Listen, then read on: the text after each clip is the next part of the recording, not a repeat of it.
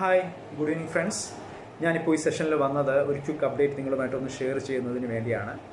അത് വേറെ ഒന്നും തന്നെയല്ല, ഹൈറിച്ച് ഓൺലൈൻ ഷോപ്പിയുടെ മാനേജിംഗ് ഡയറക്ടർ ശ്രീ KD പ്രതാപൻ്റെ ജാമ്യാപേക്ഷയുമായി വിധി പറയുന്ന ദിനമായിരുന്നു ഇന്ന് ബഹുമാനപ്പെട്ട PMLA കോടതിയിൽ.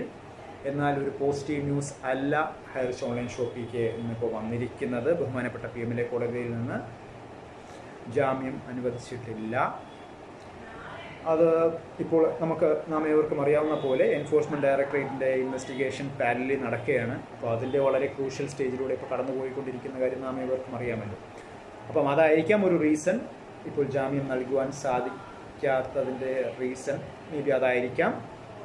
എന്നാൽ തന്നെയും ഈ ഒരു വിധിക്കെതിരെ ഹൈറിച്ച് ഓൺലൈൻ ഷോപ്പിക്ക് വേണമെങ്കിൽ ബഹുമാനപ്പെട്ട ഹൈക്കോടതിയെ സമീപിക്കാൻ ചാൻസ് ഉണ്ടെന്ന് തന്നെയാണ് എൻ്റെ വിശ്വാസം.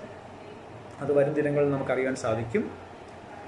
പിന്നെ അതുപോലെ തന്നെ നാം ഏവർക്കും അറിയാവുന്ന പോലെ നാളെയും മറ്റന്നാളും 24-ാം തീയതി 25-ാം തീയതിയും 2 കേസുകളാണ് ഹൈറിച്ച് ഓൺലൈൻ ഷോപ്പിയുമായിട്ട് ബന്ധപ്പെട്ടിട്ട് ബഹുമാനപ്പെട്ട ഹൈക്കോടതിയിൽ നടക്കുന്നത്. നാളെ നാം ഏവർക്കും അറിയാവുന്ന പോലെ ബഡ്സ് ആക്ടിലെ പ്രൊഫഷണൽ അറ്റാച്ച്മെൻറ്റ് വീണ്ടും ബഹുമാനപ്പെട്ട കോമ്പറ്റൻ്റ് അതോറിറ്റി ചെയ്ത നടപടിക്കെതിരെയുള്ള വാദങ്ങളുമായിട്ട് ബന്ധപ്പെട്ട പെറ്റീഷൻ നൽകിയതിൻ്റെ ബേസിസിൽ നാളെ വാദങ്ങൾ നടക്കുകയാണ്. അപ്പോൾ അതിൻ്റെ വാദങ്ങൾ നാളെ നടക്കുമെന്ന് തന്നെയാണ് വിശ്വാസം.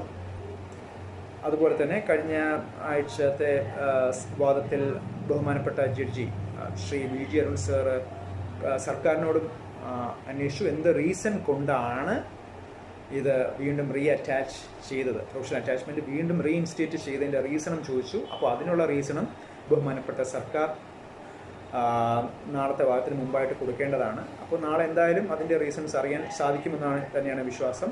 അപ്പോൾ ഹൈറിച്ചിൽ അസോസിയേറ്റ് ചെയ്തിരിക്കുന്ന മെമ്പേഴ്സിനോട് എനിക്ക് പറയാനുള്ളത്, ഹോപ്പ് ഫോർ ദ ബെസ്റ്റ്.